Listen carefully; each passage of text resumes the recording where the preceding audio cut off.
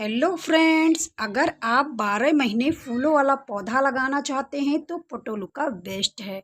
इसकी चॉइस आप ज़रूर करें।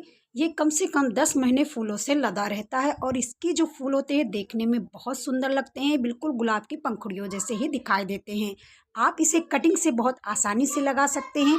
बस एक ही बार में मिट्टी का चुनाव आप कर लें, क्योंकि जो यह पौधा होता है कम से कम 1-2 साल बाद ही इसकी मिट्टी को चेंज करना होता है। इसीलिए आप गोबर का खाद, वर्मिंग कंपोस्ट, रेत, धान की भूसी मिलाकर जरूर लगाएं। मिट्टी को नम रखें। जब भी आप कटिंग लगाएं तो सेमी शेड एरिया में जरूर रखें। फिर इसे आप 4-5 दिन के बाद धूप में रख सकते हैं।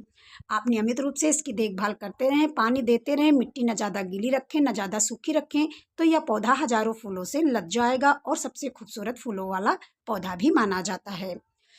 बस ध्यान रहे कि पानी जब आप देते हैं गमले में तो इसकी निकासी अच्छे से होनी चाहिए, जिससे पौधा आपका खराब ना हो। दूसरा पौधा आप लगाना चाहते हैं तो ये है सदाबहार का।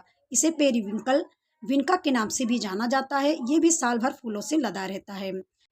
जब भी आप इसकी कटिंग लगाएं तो 60% मिट्टी जरूर लें, 10% वर्मिंग कंपोस्ट, 10% गोबर का खाद, रेत और धान की भूसी मिलाकर पौधे को लगाएं। इसकी कटिंग आप बरसात में लगाएं तो कटिंग बहुत जल्दी से ग्रो होता है।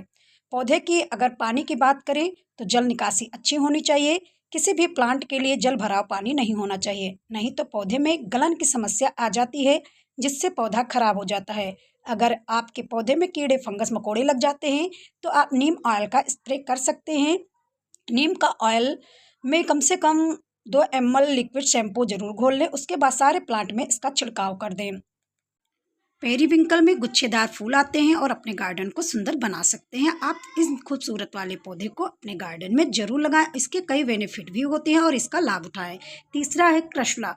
क्रसुला प्लांट साल भर फूलों से लदा रह सकता है अगर आप इसकी नियमित रूप से देखभाल करें।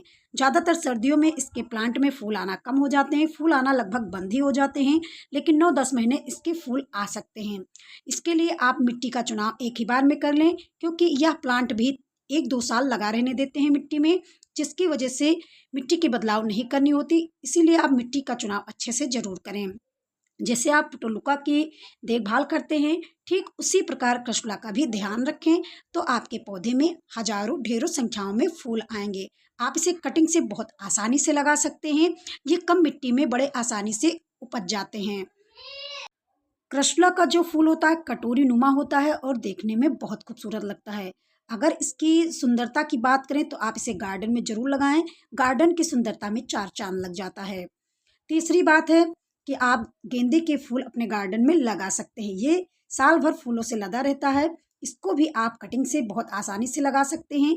जहाँ भी आप कटिंग लगाएं कम से कम 4-5 दिन तक छांव में जरूर रखें। मिट्टी की अगर बात करें तो मिट्टी का चुनाव इसमें भी अच्छे से करना होता है, क्योंकि ये फूलों वाला पौधा है जो साल भर फूल देता है। इसीलिए इसमें मिट्टी उच्च उर्वरक की होनी चाहिए। मिट्टी के लिए आप हमेशा रेत और धान भूसी का इस्तेमाल जरूर करें, जिससे मिट्टी फुरफुरी बनी रहे और पौधे में पानी नियमित रूप से देते रहें। गमले का जब भी आप चुनाव करें तो जल निकासी अच्छी होनी चाहिए। अगर पानी भराव रहेगा तो आपका पौधा जो है सड़ जाएगा। अगर पौधे में कीड़े मकोड़े या झाले जैसे कोई भी चीज़ लगते हैं तो आप नीम ऑयल का इस्तेमाल कर सकते हैं, बेकिंग सोडा का इस्तेमाल कर सकते हैं, विनेगर का इस्तेमाल कर सकते हैं।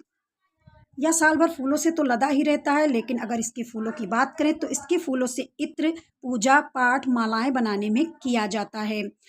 गेंदे के पौधों को आप कटिंग से बहुत आसानी से लगा सकते हैं।